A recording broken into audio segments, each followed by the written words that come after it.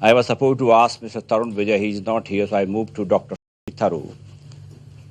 Now, you have been personally very gracious in complimenting Prime Minister Modi for his speech and what he says in CFR and generally his visit. You have been in the US for 30 years. You have so many prime ministers have come and gone. Having a little relative comparative look, how do you rate his visit in terms of his impact and the concrete results from September summit? You mean in Washington? Well, I must say that I'm a bit of a skeptic. And, you know, we've heard a lot of talk about paradigm shifts. And to hear my good friend Michael Pelletier talk about unprecedented things, I mean, I can give him 6 precedents for everything he's mentioned, including a larger number of cabinet visitors in a shorter period during the Manmohan Singh era. I'm not sure we gain much of substance by implying that there's something unprecedented or dramatic or paradigm shifting or completely unusual about what's happening. In many ways, the big paradigm shift in recent years was the Bush-Manmohan breakthrough. The nuclear deal was a paradigm shift because it involved something that could not have been imagined previously. And it was really a truly extraordinary change in the relationship.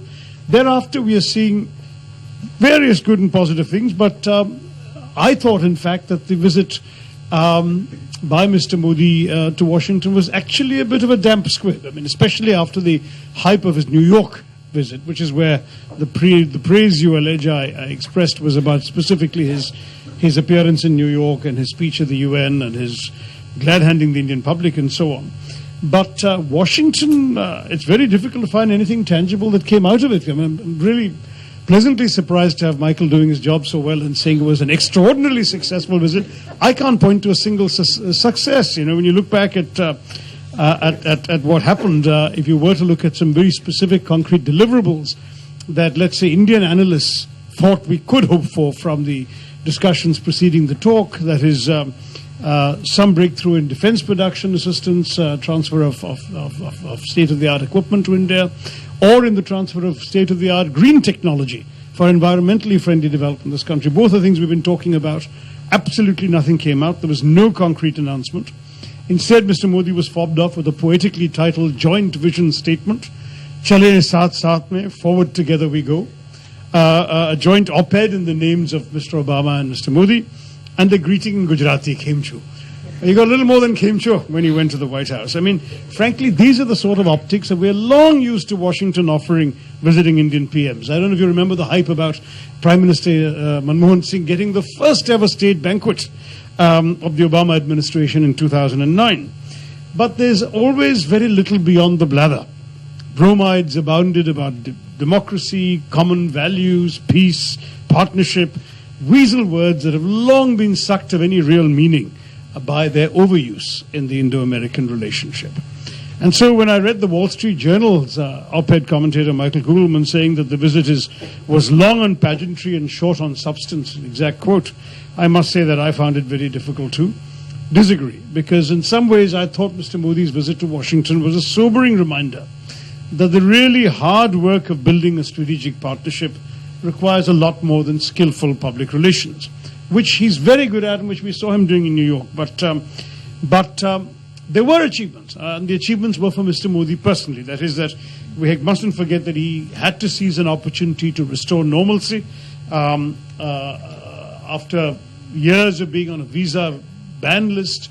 That normalcy he had to show that he was not necessarily somebody whom he expected to be serenaded by his host, so given lots of gifts like a child at Christmas.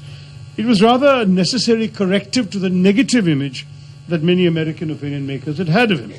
He achieved the basic objective of introducing himself to those who had not been his friends and to showing American politicians and business leaders that he is a man they can do business with. But how much business they will do with him depends largely on him, on how well he can translate his words into tangible outcomes and the vision of his speeches into actual solutions. Because frankly, Washington is a very worldly wise city. They're not susceptible to Mr. Modi's brand of alliterative rhetoric that we've all been taken in by in this country. The 3 Ds and 5 Ts that are so rapturously favored by Mr. Modi's audiences in India leave Washington cold. The Americans have heard great sound bites before. What they're looking for is action, not words, results, not hype. And that's what we're looking for in India too, and we haven't seen enough of that. When that happens, I think things will change substantively. But throughout 2014, we've seen Modi the campaigner. We need to see Modi the implementer, Modi the deliverer. Then you may actually have some serious breakthroughs when President Obama is here in January. But otherwise, things like Make in India, the manufacturing promise of India, and so on, we have to show some real progress. We have to show that we can actually be a welcome home for American investment if we want it. It doesn't come through the government anyway. Individual companies decide it. And we have to show that there are results in this country and that we're worth being the country that they're prepared to put more stakes in. Thank you. Well, after these two opposite views, I think we must bring some kind of neutrality.